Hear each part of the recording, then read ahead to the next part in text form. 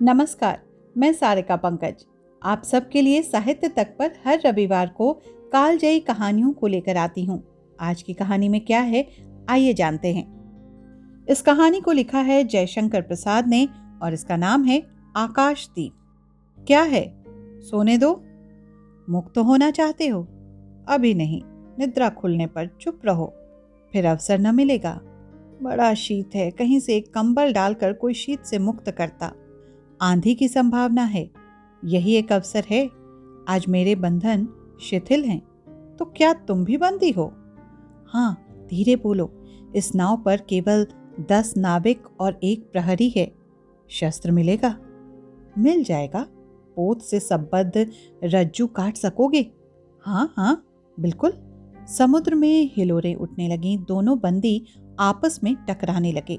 पहले बंदी ने अपने को स्वतंत्र कर लिया, दूसरे का बंधन खोलने का प्रयत्न करने लगा। लहरों के धक्के एक दूसरे को स्पर्श से पुलकित कर रहे थे। मुक्ति की आशा, स्नेह का असंभावित आलिंगन, दोनों ही अंधकार में मुक्त हो गए। दूसरे बंदी ने हर्षातिरेक से उसको गले लगा लिया। सहसा उस बंदी ने कहा, ये क्या, तुम स्त्री हो? क्यों, क्या स्त्री होना कोई पाप है? अपने को अलग करते हुए स्त्री ने कहा। शस्त्र कहाँ है? तुम्हारा नाम? चंपा। तारक खचित नील अंबर और समुद्र के अवकाश में पवन उधम मचा रहा था। अंधकार से मिलकर पवन दुष्ट हो रहा था। समुद्र में आंदोलन था, नौका लहरों में विकल थी। स्त्री सतर्कता से लुढ़कने लगी। एक मतवाले नाविक के शरीर से टकराती हुई सावधानी से उसका कृपाण निकालकर फिर लुढ़कते हुए बंदी के समीप पहुंच गई। सहसा पोत से पथ प्रदर्शक ने चिल्लाकर कहा, आंधी! आपत्ति सूचक तुर्य बजने लगा। सब सावधान होने लगे। बंदी युवक उसी तरह पड़ा रहा। किसी ने रस्सी पकड़ी, कोई पाल खोल रहा था, पर युवक बंदी ढुलक कर उस रज्जू के पास पहुंचा जो पोत से संलग्न थी। तारे ढक गए, तरंगे उद्वेलित हुईं, समुद्र गरजने लगा। भीषण आंधी पिशाचनी के समान नाव को अपने हाथों में लेकर कुंदक क्रीड़ा और अट्टहास करने लगी। एक झटके के साथ ही नाव स्वतंत्र थी। उस संकट में भी दोनों बंदी खिलखिलाकर हंस पड़े। आंधी के हाहाकार में उसे कोई न सुन सका। अनंत जल निधि में उषा का मधुर आलोक फूट उठा। सुनहली किरणों और लहरों की कोमल सृष्टि मुस्कुराने लगी। सागर शांत था। नाविकों ने देखा, पोत का पता नहीं, बंदी मुक्त हैं। नायक ने कहा, बुधगुप्त, तुमको मुक्त किसने किया? कृपाण दिखाकर बुधगुप्त ने कहा, इसने। नायक ने कहा, तो तुम्हें फिर बंदी बनाऊंगा। किसके लिए? पोताध्यक्ष मणिभद्र अतल जल में होगा। नायक, अब इस नौका का स्वामी मैं हूं। तुम? जलदस्यु बुधगुप्त, कदापि नहीं। चौंक कर नायक ने कहा और अपना कृपाण टटोलने लगा। चंपा ने इसके पहले उस पर अधिकार कर लिया था। वो क्रोध से उछल पड़ा। तो तुम द्वंद्व युद्ध के लिए प्रस्तुत हो जाओ, जो विजयी होगा वो स्वामी होगा। इतना कहकर बुधगुप्त ने कृपाण देने का संकेत किया। चंपा ने कृपाण नायक के हाथ में दे दिया। भीषण घात प्रतिघात आरंभ हुआ। दोनों कुशल, दोनों त्वरित गति वाले थे। बड़ी निपुणता से बुधगुप्त ने अपना कृपाण दांतों से पकड़कर अपने दोनों हाथ स्वतंत्र कर लिए। चंपा भय और विस्मय से देखने लगी। नाविक प्रसन्न हो गए, परंतु बुधगुप्त ने लाघव से नायक का कृपाण वाला हाथ पकड़ लिया और विकट हुंकार से दूसरा हाथ कटी में डालकर उसे गिरा दिया। दूसरे ही क्षण प्रभात की किरणों ने बुधगुप्त का विजय कृपाण उसके हाथों में चमक उठा। नायक की कातर आंखें प्राण भिक्षा मांगने लगीं। बुधगुप्त ने कहा, बोलो, अब स्वीकार है कि नहीं? मैं अनुचर हूं, वरुण देव की शपथ, मैं विश्वासघात नहीं करूंगा। बुधगुप्त ने उसे छोड़ दिया। चंपा ने युवक जलदस्यु के समीप आकर उसके छतों को अपनी स्निग्ध दृष्टि और कोमल करों से वेदना विहीन कर दिया। बुधगुप्त के सुगठित शरीर पर रक्त बिंदु विजय तिलक कर रहे थे। विश्राम लेकर बुधगुप्त ने पूछा, हम लोग कहाँ होंगे? बाली द्वीप से बहुत दूर, संभवतः एक नवीन द्वीप के पास, जिसमें अभी हम लोगों का बहुत कम आना जाना होता है। सिंघल के वाणिकों का वहां प्राधान्य है। कितने दिनों में हम लोग वहां पहुंचेंगे? अनुकूल पवन मिलने पर 2 दिन में, तब तक के लिए खाद्य का अभाव न होगा। सहसा नायक ने नाविकों को डांड लगाने की आज्ञा दी और स्वयं पतवार पकड़कर बैठ गया। बुधगुप्त के पूछने पर उसने कहा, यहाँ एक जलमग्न शैलखंड है, सावधान न रहने से नाव टकराने का भय भी है। तुम्हें इन लोगों ने बंदी क्यों बनाया? वाणिक मणिभद्र की पाप वासना ने। तुम्हारा घर कहाँ है? जाह्नवी के तट पर चंपा नगरी की एक क्षत्रिय बालिका हूं। पिता इसी मणिभद्र के यहाँ प्रहरी का काम करते थे। माता का देहावसान हो जाने पर मैं भी पिता के साथ नाव पर ही रहने लगी। 8 बरस से समुद्र ही मेरा घर है। तुम्हारे आक्रमण के समय मेरे पिता ने ही 7 दस्युओं को मारकर जल समाधि ले ली। एक मास हुआ मैं इस नील नभ के नीचे नील जलनिधि के ऊपर एक भयानक अनंतता में निसहाय हूँ, अनाथ हूँ। मणिभद्र ने मुझसे एक दिन घृणित प्रस्ताव किया। मैंने उसे गालियां सुनाई। उसी दिन से बंदी बना दी गई। चंपा रोष से जल रही थी। मैं भी ताम्रलिप्ति का एक क्षत्रिय हूँ चंपा, परंतु दुर्भाग्य से जलदस्यु बनकर जीवन बिताता हूँ। अब तुम क्या करोगी? मैं अपने अदृष्ट को अनिदृष्ट रहने ही दूंगी, वो जहां ले जाए। चंपा की आंखें निस्सीम प्रदेश में निरुद्देश्य थीं। किसी आकांक्षा के लाल डोरे न थे। धवल अपांगों में बालकों के सदृश विश्वास था। हत्या व्यवसायी दस्यु भी उसे देखकर कांप गया। उसके मन में एक संभ्रमपूर्ण श्रद्धा यौवन की पहली लहरों को जगाने लगी। समुद्र वृक्ष पर विलंबमयी राग रंजित संध्या थिरकने लगी। चंपा के असंयत कुंतल उसकी पीठ पर बिखरे थे। दुर्दांत दस्यु ने देखा अपनी महिमा में अलौकिक एक तरुण बालिका। वो विस्मय से अपने हृदय को टटोलने लगा। उसे एक नई वस्तु का पता चला, वो थी कोमलता। उसी समय नायक ने कहा, हम लोग द्वीप के पास पहुंच गए। बेला से नाव टकराई। चंपा निर्भीकता से कूद पड़ी। माझी भी उतरे। बुधगुप्त ने कहा, जब इसका कोई नाम नहीं है तो हम लोग इसे चंपा द्वीप कहेंगे। चंपा हंस पड़ी। 5 बरस बाद शरद के धवल नक्षत्र नील गगन में झलमला रहे थे। चंद्र की उज्जवल विजय पर अंतरिक्ष में शरद लक्ष्मी ने आशीर्वाद के फूलों और खीलों को बिखेर दिया। चंपा के एक उच्च सौध पर बैठी हुई तरुणी चंपा दीपक जला रही थी। बड़े यत्न से अबरक की मंजुषा में दीप धर उसने अपनी सुकुमार उंगलियों से डोरी खींची। वो दीपधार ऊपर चढ़ने लगा। भोली भोली आंखें उसे ऊपर चढ़ते हुए हर्ष से देख रही थी। डोरी धीरे धीरे खींची गई। चंपा की कामना थी कि उसका आकाश दीप नक्षत्रों से हिल मिल जाए, किंतु वैसा होना असंभव था। उसने आशा भरी आंखें फिरा ली। सामने जलराशि का रजत श्रृंगार था। वरुण बालिकाओं के लिए लहरों से हीरे और नीलम की क्रीड़ा शैल मालाएं बन रही थीं, और वो मायावनी छलनाएं अपनी हंसी का कलनाद छोड़कर छिप जाती थीं। दूर दूर से धिवरों का वंशी झनकार उनके संगीत सा मुखरित होता था। चंपा ने देखा कि तरल संकुल जलराशि में उसके कंदल का प्रतिबिंब अस्त व्यस्त था। वो अपनी पूर्णता के लिए सैकड़ों चक्कर काटता था। वो अनमनी होकर उठ खड़ी हुई। किसी को पास न देखकर पुकारा, जया। एक श्यामा युवती सामने आकर खड़ी हो गई। वो जंगली थी। नील नभोमंडल से मुख में शुद्ध नक्षत्रों की पंक्ति के समान उसके दांत हंसते ही रहते। वो चंपा को रानी कहती। बुधगुप्त की आज्ञा थी। महानाविक कब तक आएंगे? बाहर पूछो तो, चंपा ने कहा। जया चली गई। दुरागत पवन चंपा के अंचल में विश्राम लेना चाहता था। उसके हृदय में गुदगुदी हो रही थी। आज न जाने क्यों वो बेसुध थी। एक दीर्घकाय दृढ़ पुरुष ने उसकी पीठ पर हाथ रखकर चमत्कृत कर दिया। उसने फिर कर कहा, बुधगुप्त, बावली हो क्या? यहाँ बैठी हुई अभी तक दीप जला रही हो? तुम्हें यह काम करना है? क्षीरनिधि शाही अनंत की प्रसन्नता के लिए क्या दासियों से आकाश दीप जलवाऊं? हंसी आती है। तुम किसको दीप जलाकर पथ दिखलाना चाहती हो? उसको जिसको तुमने भगवान मान लिया है? हाँ, वो भी कभी भटकते हैं, भूलते हैं। नहीं तो बुधगुप्त को इतना ऐश्वर्य क्यों देते? तो बुरा क्या हुआ इस द्वीप की अधीश्वरी चंपा रानी? मुझे इस बंदीगृह से मुक्त करो। अब तो बाली, जावा और सुमात्रा का वाणिज्य केवल तुम्हारे ही अधिकार में है महानाविक। परंतु मुझे उन दिनों की स्मृति सुहावनी लगती है जब तुम्हारे पास एक ही नाव थी और चंपा के उपकूल में पर्ण लाद कर हम लोग सुखी जीवन बिताते थे। इस जल में अगणित बार हम लोगों की तरी आलोकमय प्रभात में तारिकाओं की मधुर ज्योति में थिरकती थी। बुधगुप्त, उस विजन अनंत में जब माझी सो जाते थे, दीपक बुझ जाते थे। हम तुम परिश्रम से थक कर पालों में शरीर लपेटकर एक दूसरे का मुंह क्यों देखते थे?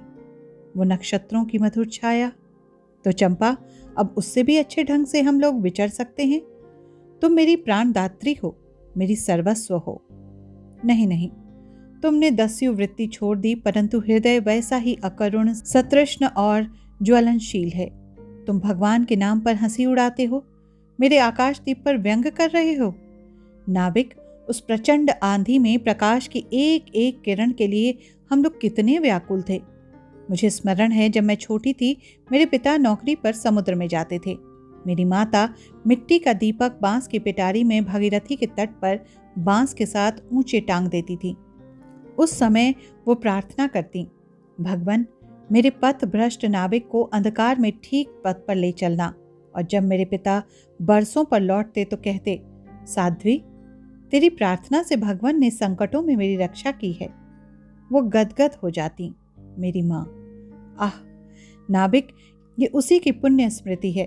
मेरे पिता, वीर पिता की मृत्यु के निष्ठुर कारण जलदस्यु। हट जाओ। सहसा चंपा का मुख क्रोध से भीषण होकर रंग बदलने लगा। महानाविक ने कभी ये रूप न देखा था। वो ठठाकर हंस पड़ा। ये क्या चंपा, तुम अस्वस्थ हो जाओगी, सो रहो। कहता वो वहां से चला गया। चंपा मुट्ठी बांधे उन्मादिनी सी घूमती रही। निर्जन समुद्र के उपकूल में वेला से टकराकर लहरें बिखर जाती थीं। पश्चिम का पथिक थक गया था, उसका मुख पीला पड़ गया था। अपनी शांत गंभीर हलचल में जलनिधि विचार में निमग्न था। वो जैसे प्रकाश की उन्मलिन किरणों से विरक्त था। चंपा और जया धीरे धीरे उस तट पर आकर खड़ी हो गईं। तरंग से उठते हुए पवन ने उनके वसन को अस्त व्यस्त कर दिया। जया के संकेत से एक छोटी सी नौका आई। दोनों के उस पर बैठते ही नाविक उतर गया। जया नाव खेने लगी। चंपा मुग्ध सी समुद्र के उदास वातावरण में अपने को मिश्रित कर देना चाहती थी। इतना जल, इतनी शीतलता, हृदय की प्यास न बुझी। पी सकूंगी? नहीं। तो जैसे बेला में चोट खाकर सिंधु चिल्ला उठता है, उसी के समान रोदन करूं? या जलते हुए स्वर्ण गोलक सदृश अनंत काल में डूबकर बुझ जाऊं? चंपा के देखते देखते पीड़ा और ज्वलन से आरक्त बिंब धीरे धीरे सिंधु में चौथाई आधा, फिर संपूर्ण विलीन हो गया। एक दीर्घ निश्वास लेकर चंपा ने मुंह फेर लिया। देखा तो महानाविक का बजरा उसके पास है। बुधगुप्त ने झुककर हाथ बढ़ाया। चंपा उसके सहारे बजरे पर चढ़ गई। दोनों पास पास बैठ गए। इतनी छोटी नाव पर इधर घूमना ठीक नहीं। पास ही वह जलमग्न शैलखंड है, कहीं नाव टकरा जाती या ऊपर चढ़ जाती तब चंपा। अच्छा होता बुधगुप्त, जल में बंदी होना कठोर प्राचीरों से तो अच्छा है। आह चंपा, तुम कितनी निर्दयी हो। बुधगुप्त को आज्ञा देकर तो देखो, वो क्या नहीं कर सकता। जो तुम्हारे लिए नए द्वीप की सृष्टि कर सकता है, नई प्रजा खोज सकता है, नए राज्य बना सकता है, उसकी परीक्षा लेकर तो देखो। कहो चंपा। वो कृपाण से अपना हृदय पिंड निकालकर अपने हाथों अतत जल में विसर्जन कर दे। महानाविक, जिसके नाम से बाली, जावा और चंपा का आकाश गूंजता था, पवन थर्राती थी। घुटनों के बल चंपा के सामने छलछलाई आंखों से बैठा था। सामने शैलमाला की चोटी पर हरियाली में विस्तृत जल देश में नील पिंगल संध्या, प्रकृति की सहृदय कल्पना, विश्राम की शीतल छाया स्वप्नलोक का सृजन करने लगी। उस मोहिनी के रहस्यपूर्ण नील जाल का कुहक स्फुट हो उठा, जैसे मदिरा से सारा अंतरिक्ष सिक्त हो गया। सृष्टि नील कमलों से भर उठी। उस सौरभ से पागल चंपा ने बुधगुप्त के दोनों हाथ पकड़ लिए। वहां एक आलिंगन हुआ, जैसे क्षितिज में आकाश और सिंधु का। किंतु उस परिरंभ में सहसा चैतन्य होकर चंपा ने अपनी कंचुकी से एक कृपाण निकाल लिया। बुधगुप्त, आज मैं अपने प्रतिशोध का कृपाण अतत जल में डुबा देती हूँ। हृदय ने छल किया, बार बार धोखा दिया। चमक कर वह कृपाण समुद्र का हृदय भेदता हुआ विलीन हो गया। तो आज से मैं विश्वास करूं, क्षमा कर दिया गया? आश्चर्य से कंपित कंठ से महानाविक ने पूछा। विश्वास? कदापि नहीं बुद्धगुप्त। जब मैं अपने हृदय पर विश्वास नहीं कर सकी, उसी ने धोखा दिया, तब मैं कैसे कहूं कि मैं तुम्हें घृणा करती हूं? फिर भी तुम्हारे लिए मर सकती हूं। अंधेर है जलदस्यु, तुम्हें प्यार करती हूं। चंपा रो पड़ी। वो स्वप्नों की रंगीन संध्या तम से अपनी आंखें बंद करने लगी थी। दीर्घ निश्वास लेकर महानाविक ने कहा, इस जीवन की पुण्यतम घड़ी की स्मृति में एक प्रकाश गृह बनाऊंगा चंपा, यहीं उस पहाड़ी पर। संभव है कि मेरे जीवन की धुंधली संध्या उससे आलोकपूर्ण हो जाए। चंपा के दूसरे भाग में एक मनोरम शैलमाला थी। वो बहुत दूर तक सिंधु जल में निमग्न थी। सागर का चंचल जल उस पर उछलता हुआ उसे छिपाए हुए था। आज उसी शैलमाला पर चंपा के आदि निवासियों का समारोह था। उन सबों ने चंपा को वनदेवी सा सजाया था।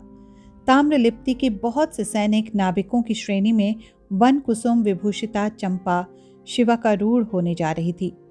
शैल के एक ऊंचे शिखर पर चंपा के नाविकों को सावधान करने के लिए सुदृढ़ दीप स्तंभ बनवाया गया था। आज उसी का महोत्सव है। बुद्धगुप्त स्तंभ के द्वार पर खड़ा था। शिविका से सहायता देकर चंपा को उसने उतारा। दोनों ने भीतर पदार्पण किया था कि बांसुरी और ढोल बजने लगे। पंक्तियों में कुसुमभूषण से सजी वन बालाएं फूल उछालती हुई नाचने लगीं। दीप स्तंभ की ऊपरी खिड़की से ये देखती हुई चंपा ने जया से पूछा, ये क्या है जया? इतनी बालिकाएं कहां से बटोर लाईं? आज रानी का ब्याह है ना? कहकर जया ने हंस दिया।